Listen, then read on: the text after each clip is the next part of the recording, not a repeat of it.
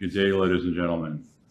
It is Friday, September 22nd, 2023. I'm here in Vancouver at the September 2023 Metal Investors Forum.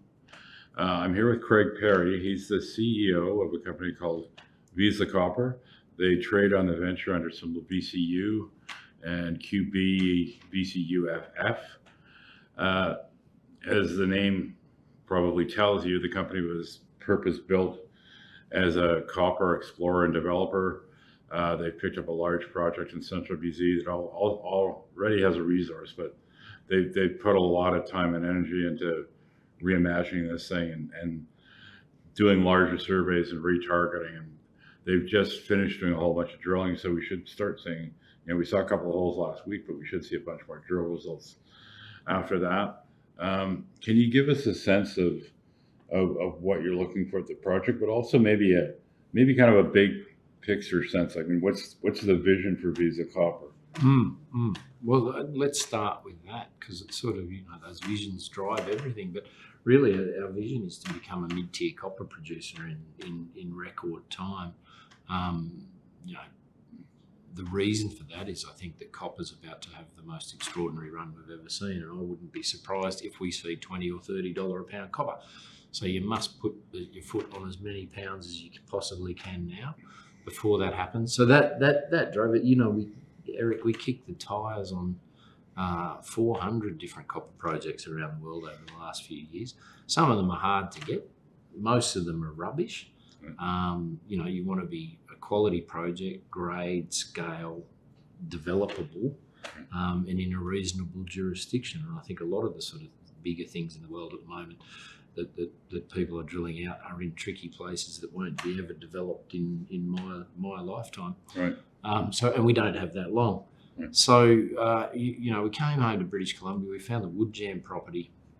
We've known about it for a long time. We started looking into the data and found that not only do you have a big resource base there already, about 280 million tonnes at 0.4, but within that there were some spectacular drill hits.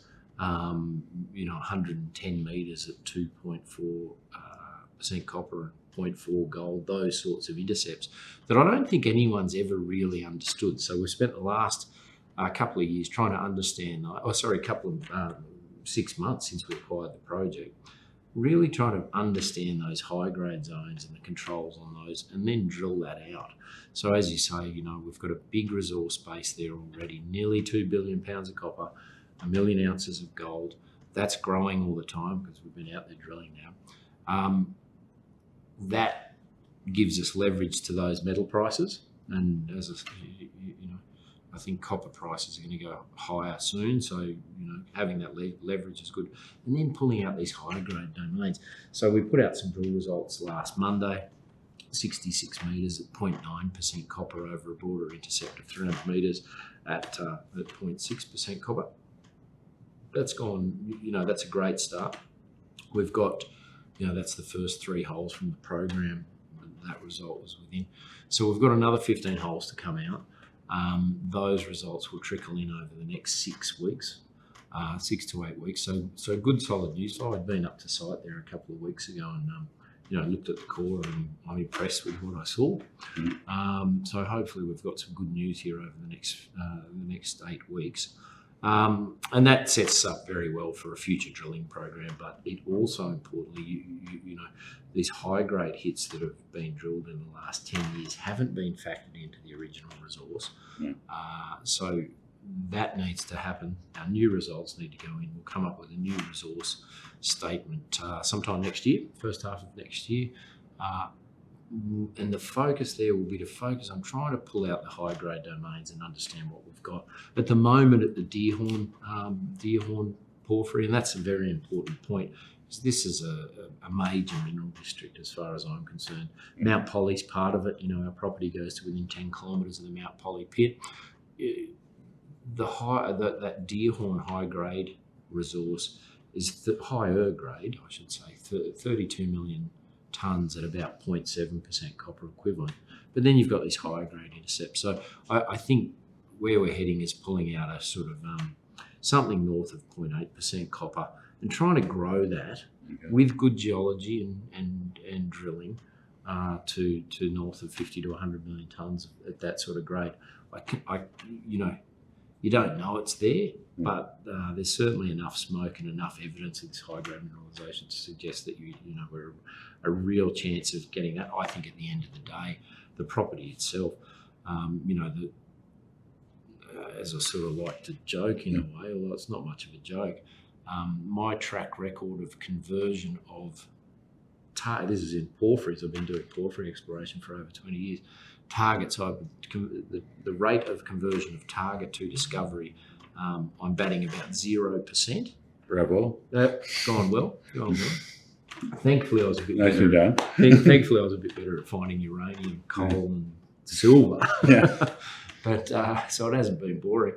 But Bill Morton and his team there at Consolidated Woodjam, who had the project until we merged with their company, extraordinary track record. They generated 8 targets on the property, 6 of which became porphyry centres and a major resource base. So there's something going on there. Either these guys are phenomenal explorers and geologists, or there's a hell of a lot of metal on the project. It's probably a combo of the both. Yeah, I know Woodjam went through its quiet period, but like you said, the resource that you have right now is what, 2012 or something like that. That's right.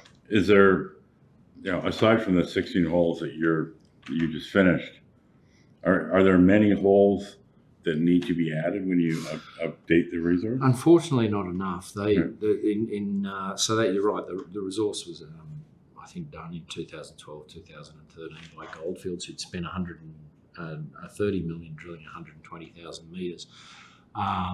That's all sat there, in stasis for the past 10 years, 11 years. Right. Bill Morton and Glenn and the team there at Consolidated Woodjam drilled 15 holes over the past 11 years. Okay. So some of those high-grade hits are in there, and that's not factored into the resource base at the moment. Okay. So I think, assuming we get some more good results, you'll see a pretty serious resource upgrade coming next year. Yeah. And Central BC notwithstanding, you're kind of in the rolling hills part of the province, I think.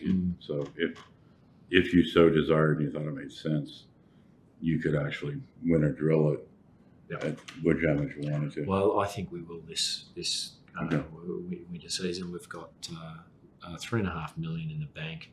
I think we finished the year with about 2.5 million. That's enough to go out and launch another drill campaign. We'll probably need finance at some point in the first quarter of next year. But I think we'll have the results and market support to support that. Interestingly enough, we were down in Beaver Creek here last week. I think across our group of companies, we had over 110 meetings. Vizsla Copper, we had 30 meetings. I just get the sense, and a very interesting thing happened down there. We put out 2 news releases, both Vizslas, Vizsla Silver and Vizsla Copper, on Monday last week. Very positive news for both of them. And both companies' share prices closed up 10% on the day. Now, I haven't seen that in 18 months, 2 years, where positive news doesn't result in a liquidity event. Yeah. So something's turned. Lots of investor interest coming into the space. There's some big new funds that are very interested in BC porphyries. I can tell you that. That's really fascinating, and it's guys that have done this before in other jurisdictions and other commodities, where they take a view on the future price and put their foot on pounds, and that's what we've been doing ourselves at Inventor Capital and Vizsla Copper. Okay, and do you think there's your long-term goal, as you said, is medium-sized producers, so presumably you mentioned looking at like 400 projects. Obviously not that many of them got past the post. Are you guys going to keep looking for other projects, or? Yeah, always keeping an eye out and where things are priced right and the opportunity fits with our strategy. Certainly, we'd make acquisitions, absolutely, or earnings or the like. But at the moment, when you can go and drill 66 metres at nearly 1% copper, it behooves you to stay focused on that. Makes sense. Okay, there you have it, folks. Craig Parry, Vizsla Copper, VCU on the venture, VCUFF on the QB. Active explorer, big copper resource already, big ambitions, but this is a group that's this is a group that's won in the field and come up with discoveries across several different commodities over the last 8-10 years. So it's not a surprise that people are betting on them again with Vizsla Copper. Thanks for coming by. Good on you, Eric. Yeah. Thank you.